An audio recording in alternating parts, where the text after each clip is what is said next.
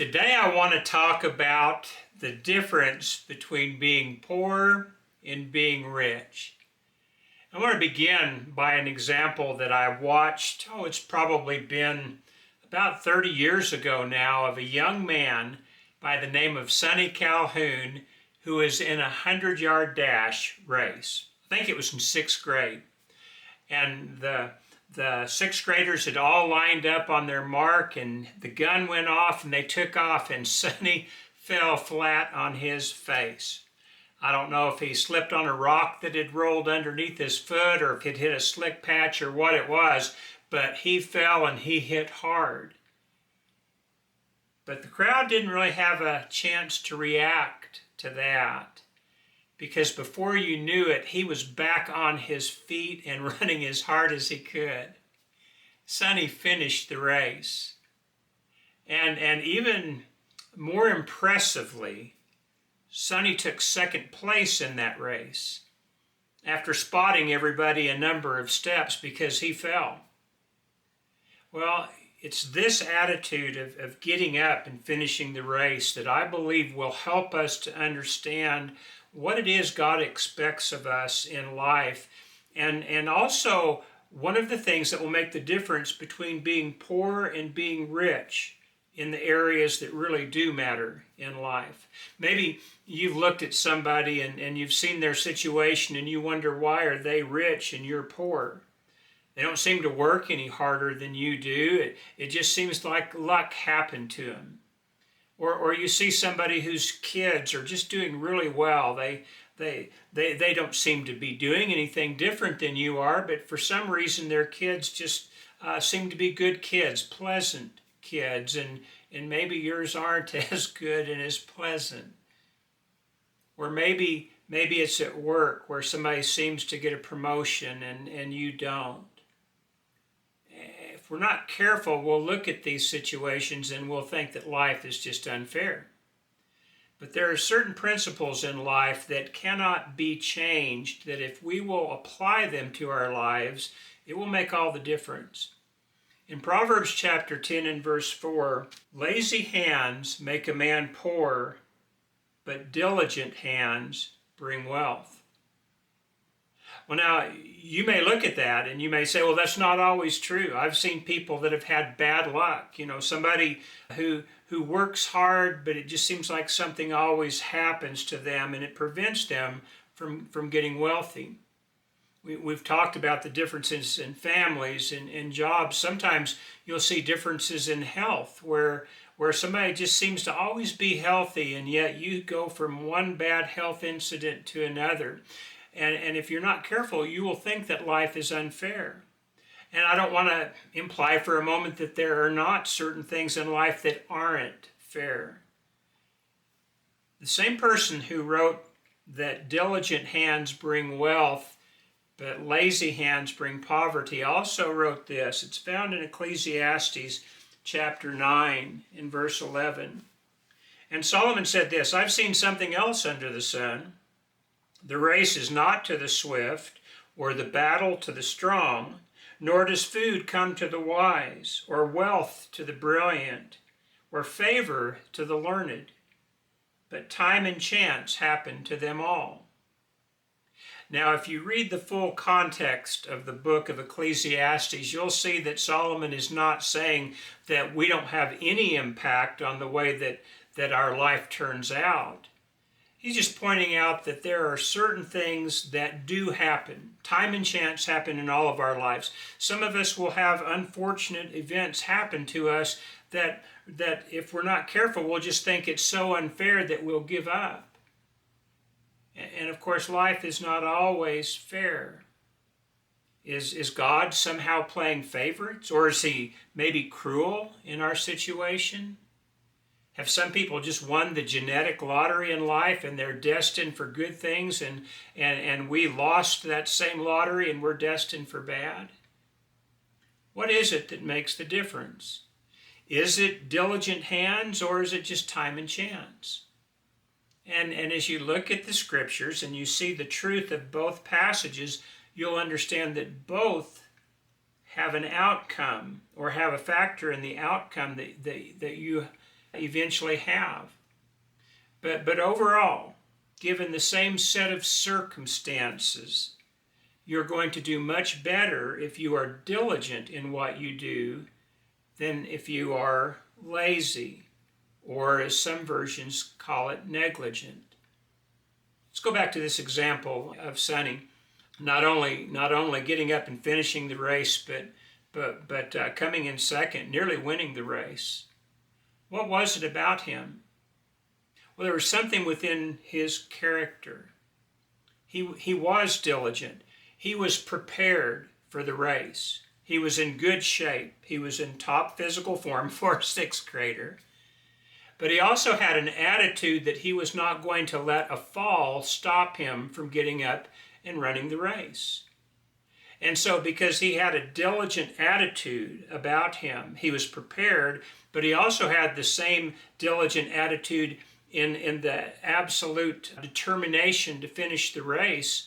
Well, he did well. He could have just laid there, but he didn't. He got up and finished. I had a daughter some years later who no doubt had heard me talk about this particular event on a number of occasions, who I heard at practice one day in track, the same 100-yard dash, she slipped and fell on the track. But she got up, and not only did she finish the race, but she won the race. I didn't actually see this, but as dads are likely to that I heard about it after it was over. I was really impressed with the fact that even though it was just a practice, she didn't just wallow there. She still got up and she gave her best. Now, she was to go on and do some pretty tremendous things when it came to running track throughout the years, but it wasn't just the talent that God had given her and that natural ability, but it was also the diligence and the preparation, and also the determination of mind to do your best. Now, you and I have both seen situations where somebody has fallen and they just lay there. Not necessarily because they're injured, but maybe it's because they're embarrassed. Maybe more than anything, it's just because they're giving up. And if they lay there, maybe they'll draw attention to the fact that it was purely bad luck on their part, purely misfortune, or they would have done better. And so they just lay there, but they don't get up and they don't try. This is what lazy hands will do to us in our life. This is what negligence will do in our life. Now, I'm not talking about those situations where somebody is truly injured and can't get up and finish the race. I'm talking about something where maybe just their pride is hurt and their knees are a little skinned, in whatever, whether we're talking about a physical race or some other activity that you're taking part in life. Let's go back to these examples now of how it fits in with the things like our physical wealth, our families, our job situations, and even our health. When we have a diligent attitude with our families, we're going to do what we can, if we've got children, to raise them in the right way. We're going to try and teach them valuable things that will help them in their life. We're not going to accept their just giving up and quitting. We're going to give them the encouragement that they need, but we're also going to give them the discipline that they need along the way. This is not easy. This takes diligence. It's a lot easier just to hug your babies to you and say, there, that's okay. There's no way you could have succeeded in this. It's not that they don't need our empathy and sympathy at times. They surely do. But we don't want to smother them with these things, and we don't want to cripple them with these things either. We also need to use failures as a foundation for future successes and talk to them about what's expected of them. This is particularly true in their spiritual lives.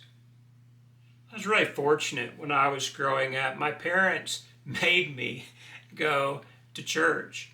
I had to go to Sunday school on Sunday morning. I had to go to the worship on Sunday morning. If that wasn't enough, we'd have to go back for a second worship on Sunday night.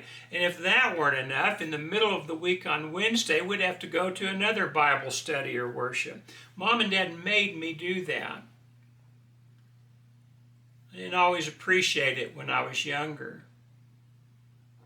But one thing I've noticed through the years, parents who love their children enough and who love God enough to see that they're raising these children not just to succeed in physical things, but more than anything else to succeed in the spiritual things, their relationship with God, their service to God and to Christ. Those parents are probably going to be more diligent in the things that they do. I've been a preacher over 30 years now. I've worked with youth groups for well over 40 years now. And one thing that I have noticed over those years is that those kids who are there just about every time the doors are open have a much higher rate of staying faithful than to those who just come occasionally, to those whose parents will allow them to use any excuse not to come. Oh, baby's not feeling really well today, we won't go. Were they feeling the same way on a school day, they would have gone to school. It's not that we're not sick at times and we can't go. I'm not talking about situations like that. I'm talking about building in excuses for them, especially if we would like to stay home ourselves. Baby's got homework on Wednesday night. They couldn't possibly go to the Bible class. Besides, we're tired too. And so what they do is they teach baby that school is more important, that work is more important, that getting rested up is more important. And then we're surprised when they don't turn out the way that other people's kids are turning out. It takes a diligence as opposed to a negligence. It's the same in our jobs. There's a lot of times where we just want to give the bare minimum, don't we? This is my job description, this is what I'll do, but I'm not doing anything more. It's usually the people who do more that advance. It's also the people who help lift other people's loads during the day that are most popular among their co-workers. They're not there just for themselves, just for the paycheck. They're actually there in part to serve. The paycheck obviously is nice. They wouldn't be there without it. But there's something more than that. There's a diligence to them instead of a negligence. And oddly enough, it's the same with our health sometimes. It's very true that some people have very difficult health concerns that are no fault of their own. I'm not talking about situations like that. I'm talking about having a diligence to us when our health isn't exactly perfect to try and make our health better instead of to just lay on the couch and continue to take pills. Sometimes we don't have any choice other than to do that. Again, I'm not talking about the situations that are beyond our control. What I'm talking about is giving in to health concerns that maybe we could still deal with if we were a little more diligent in it. And I think you know what I'm talking about, because I suspect there have been times where you haven't felt all that good, but there was something you really wanted to do and you went ahead and did it anyway. Well, when we have that type of an attitude for the things we want to do, we can have the same diligence for the things that we need to do. And then when it comes to our service to God, are you the type that just wants to give the bare minimum? Are you one of those who hang to the verse that says we're saved by grace through faith, not by works, lest any man boast, and therefore you put yourself on the spiritual welfare path to heaven, you think? But you don't read the rest of the scriptures, and you don't understand that you are created in Christ Jesus by God to do good works. And if you don't do those good works that God has given you to do because you're negligent in that, can you reasonably expect a rich eternity? You see, the difference between diligence and negligence, the difference between hard work and laziness, will affect every area of our life. And those areas in which we can be diligent and work hard at, we're going to be richer than if we hadn't done them. We will still have time and chance happen to us in different areas. We'll still fall down. Just don't wallow. Get up and finish the race as best you can. Your health isn't always going to be perfect. Get up and do the best you can with it.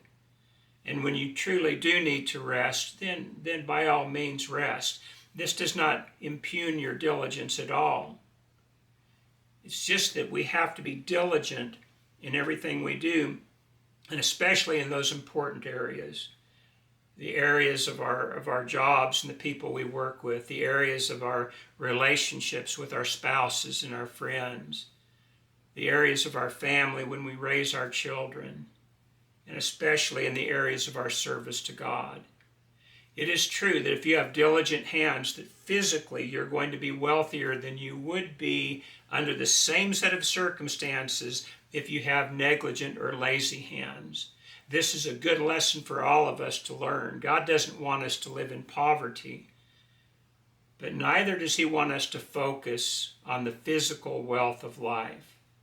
If you and I will be diligent in the things that matter unto eternity, we're going to have a much richer life, and then someday a much richer eternity. One that we don't deserve, of course. One that we didn't earn, of course we didn't. But we still do our part, and diligence is a part of that. I appreciate your tuning in today. Let me know what you think about this in the comments if you have any thoughts on this. But again, I thank you for tuning in today, and I hope we'll see you again next time.